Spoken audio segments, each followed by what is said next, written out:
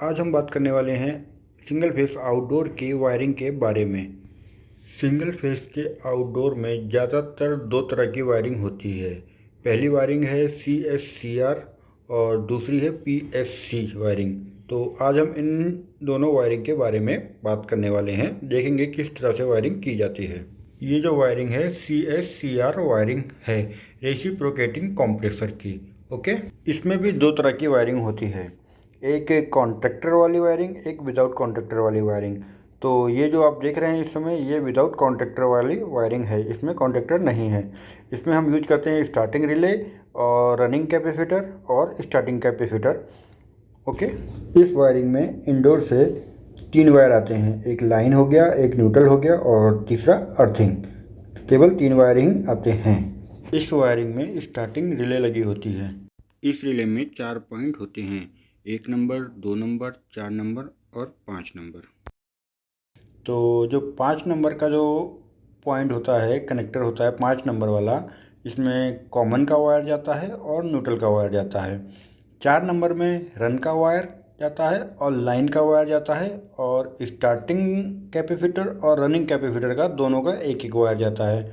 Okay, और compressor के S terminal का वायर 2 नंबर में जाता है, और रनिंग कैपेसिटर का जो एक बचा हुआ वायर रहता है वो 2 नंबर में जाता है, और स्टार्टिंग कैपेसिटर का जो बचा हुआ एक वायर रहता है वो 1 नंबर में जाता है स्टार्टिंग रिले के। वायरिंग तो कंप्लीट हो गई, लेकिन इसमें जो स्टार्टिंग रिले लगी हुई है ये कैसे काम करती है ये जानना बहुत ज़रूरी है। तो चलो इसके बारे में जानते हैं। स्टार्टिंग रिले का काम होता है कंप्रेसर को स्टार्ट करना। इसमें जो स्टार्टिंग कैपेसिटर होता है ये हमारे 4 नंबर और 1 नंबर में जाता है। जब हम इसमें पावर सप्लाई देते हैं तो स्टार्टिंग रिले के अंदर एक कॉन्टैक्टर होता है छोटा सा, जो क्या करता है कि स्टार्टिंग कैपेसिटर को 1 नंबर और 2 नंबर को टच करके छोड़ देता है, मतलब झटका देके छोड़ देता है। स्टार्टिंग कैपेसिटर का काम क्या होता है, सिर्फ कंप्रेसर को स्टार्ट करना। तो 1 नंबर और 2 नंबर आपस में टच होते हैं जब पावर सप्लाई देते हैं, और टच होने के बाद में जैसे ही कंप्रेसर स्टार्ट होता है 1 नंबर 2 नंबर अलग अलग हो जाते हैं और हमारा कंप्रेसर स्टार्ट हो जाता है। फिर स्टार्टिंग कैपेसिटर का कोई भी काम नहीं होता है, वो रनिंग कैपेसिटर पे कंटिन्यू रन करता रहता है। तो ये काम होता है स्टार्टिंग रिले का, कंप्रेसर को स्टार्ट करना। ओके, ये तो हो गया हमारा कंप्रेसर की वायरिंग। ओके, अभी आउटडोर में कंप्रेसर के अलावा मोटर भी रहती है, तो मोटर को हमें सिर्फ न्यूट्रल और फेस देना होता है। इसमें बिना कॉन्ट्रैक्टर वाली वायरिंग में आप डायरेक्ट मोटर को न्यूट्रल और लाइन दे सकते हैं। जो उसका मेन कनेक्टर दिख रहा है यहाँ से आप डायरेक्ट लाइन और न्यूट्रल मोटर को दे सकते हैं, मोटर चालू हो जाएगा। ओके, ये वायरिंग तो कंप्लीट हो गई। चलो अब देखते हैं कॉन्ट्रैक्टर वाली वायरिंग कैसी होती है। ओके, इसमें 2 पोल का एक कॉन्ट्रैक्टर लगा हुआ होता है। ये कॉन्ट्रैक्टर 220 वोल्ट की कॉइल पे वर्क करता है, जो A1 और A2 के नाम से दिख रहा है आपको। इसमें एक साइड में इनपुट और दूसरी साइड में आउटपुट होता है। इंडोर से आने वाला लाइन और न्यूट्रल कॉन्ट्रैक्टर के इनपुट में चला जाता है, और CP का वायर कॉन्ट्रैक्टर के A1 में और न्यूट्रल का वायर जो है A2 में जाता है। कॉन्ट्रैक्टर में जब CP आता है तो कॉन्ट्रैक्टर दब जाता है और आउटपुट पास होने लगता है, और आउटपुट से जो 2 वायर निकलते हैं न्यूट्रल और लाइन वाला वायर 4 नंबर में चला जाता है और न्यूट्रल वाला वायर 5 नंबर में चला जाता है। कॉन्ट्रैक्टर वाली वायरिंग में आउटडोर की मोटर के लिए हम 5 नंबर और 4 नंबर से भी लाइन और न्यूट्रल दे सकते हैं, या कॉन्ट्रैक्टर का जो आउटपुट है, आउटपुट जो निकल रहा है 4 नंबर और 5 नंबर के लिए जा रहा है, तो कॉन्ट्रैक्टर में भी हम डायरेक्ट लगा सकते हैं। तो जैसे ही हमारा CP आएगा, मोटर और कंप्रेसर दोनों एक साथ में चालू हो जाएंगे। एक चीज़ मैं आप लोगों को और बता देता हूँ कि ये जो वायरिंग में कॉन्ट्रैक्टर क्यों लगाया होता है। एक्चुअली होता क्या है कि इंडोर की PCB को सेव करने के लिए हम कॉन्ट्रैक्टर लगाते हैं, तो हमारा जो भी लोड रहता है वो CP पर नहीं जाता है। जो भी लोड रहता है वो लाइन और न्यूट्रल पे जाता है, डायरेक्ट MCB पे जाता है, ताकि अगर कभी कुछ भी प्रॉब्लम होता है, कंप्रेसर हाई एम्पेयर लेता है, तो इंडोर का PCB ख़राब ना हो, MCB ट्रिप मार दे। मतलब साफ कहने का मतलब ये है कि कॉन्ट्रैक्टर सिर्फ इंडोर की PCB को सेव करने के लिए कॉन्ट्रैक्टर को लगाते हैं। ओके, CSCR वायरिंग कंप्लीट हो गई है। अब हम PSC वायरिंग के बारे में जानेंगे। ओके, ये PSC वायरिंग का डायग्राम है। इसमें भी दो तरह की वायरिंग होती है, कॉन्ट्रैक्टर वाली वायरिंग और विदाउट कॉन्ट्रैक्टर वाली वायरिंग।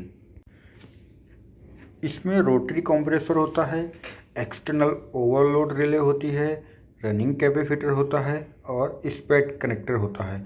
स्पैट कनेक्टर जो होता है, किसी किसी आउटडोर में 2 कनेक्टर होते हैं, किसी किसी आउटडोर में 1 कनेक्टर होता है। जो 2 कनेक्टर होते हैं वो सेपरेट कनेक्टर होते हैं, न्यूट्रल के लिए अलग कनेक्टर होता है और लाइन के लिए अलग कनेक्टर होता है। ओके, इस वायरिंग में इंडोर से लाइन और न्यूट्रल और अर्थिंग 3 वायर आते हैं। तो न्यूट्रल वाला जो वायर है वो स्पैट कनेक्टर में 1 में चला जाता है और लाइन वाला वायर है वो स्पैट कनेक्टर 2 में चला जाता है। और जो कंप्रेसर का कॉमन वाला जो वायर होता है वो स्पैट कनेक्टर से निकलता है, एक्सटर्नल ओवरलोड रिले के एक पॉइंट में जाता है और दूसरे पॉइंट से जो निकलता है वो कंप्रेसर के C टर्मिनल में चला जाता है। कंप्रेसर का S टर्मिनल और R टर्मिनल से जो 2 वायर निकलेंगे वो दोनों वायर रनिंग कैपेसिटर के दोनों पॉइंट में चले जाएंगे। ओके, अब लाइन वाला जो स्पैट कनेक्टर है उसमें से लाइन वाला वायर निकलेगा और वो रनिंग के जो R वाला पॉइंट है, कंप्रेसर का R टर्मिनल से जो वायर आया हुआ है रनिंग कैपेसिटर में, उसमें लाइन वाला वायर चला जाएगा। स्पैट कनेक्टर से जो निकला हुआ लाइन वाला वायर है वो रनिंग कैपेसिटर में चला जाएगा। और आउटडोर मोटर के लिए स्पैट कनेक्टर 1 और 2 से हम आउटडोर मोटर के लिए दे सकते हैं, या डायरेक्ट हम लाइन और न्यूट्रल दोनों भी दे सकते हैं आउटडोर मोटर के लिए। तो जैसे ही हमारा इंडोर पावर सप्लाई छोड़ेगा, हमारा कंप्रेसर और मोटर दोनों एक साथ में चालू हो जाएंगे। ये तो हो गई विदाउट कॉन्ट्रैक्टर वाली वायरिंग। अब हम देखते हैं कॉन्ट्रैक्टर वाली वायरिंग कैसे होती है। ओके, ये वायरिंग भी सेम होती है, बस इसमें एक कॉन्ट्रैक्टर लग जाता है और इंडोर से जो आने वाले वायर होते हैं वो थोड़ा चेंज हो जाते हैं। इसमें न्यूट्रल, लाइन, CP और अर्थिंग ये इंडोर से आता है। ये कॉन्ट्रैक्टर भी 2 पोल का होता है और कॉइल के लिए जो पावर सप्लाई होती है 220 वोल्ट A1 और A2। तो CP जब आता है तो कॉन्ट्रैक्टर हमारा दब जाता है और ये पावर सप्लाई, जो मेन पावर सप्लाई होती है, वो इनपुट से आउटपुट में कन्वर्ट होकर के कंप्रेसर और आउटडोर की मोटर के लिए चली जाती है। अब इसमें आउटडोर का जो मोटर रहता है उसके लिए लाइन और न्यूट्रल देना होता है, तो वो हम कॉन्ट्रैक्टर के आउटपुट से भी दे सकते हैं। और कॉन्ट्रैक्टर क्यों लगाते हैं वो मैं इससे पहले बता चुका हूँ कि PCB को प्रोटेक्ट करने के लिए कॉन्ट्रैक्टर को लगाते हैं कि कभी हाई एम्पेयर अगर ले रहा है कंप्रेसर या कुछ भी आउटडोर में प्रॉब्लम हो रही है तो हमारा इंडोर का PCB सेफ रहे, इसके लिए हम कॉन्ट्रैक्टर लगाते हैं। ओके, ये हमारी PSC वायरिंग कंप्लीट हो गई है।